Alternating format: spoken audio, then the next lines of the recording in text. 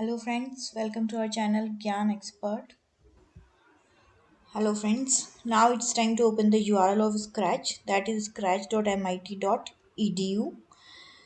This is the interface and this area is the stage area and this area is the sprite area. From here we can choose different sprites available. These are the certain options available. You can see these are different characters. You can choose any of these characters. There is animals, horse, jellyfish, etc. These are food options available. Fantasies.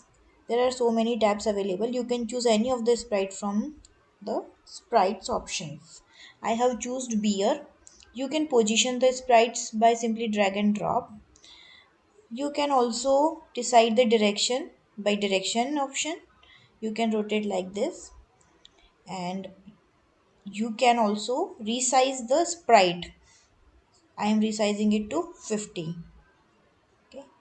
There is another option available, that is background. You can choose any of the background and this background will now reflect in your stage area. I can position the sprites like this also.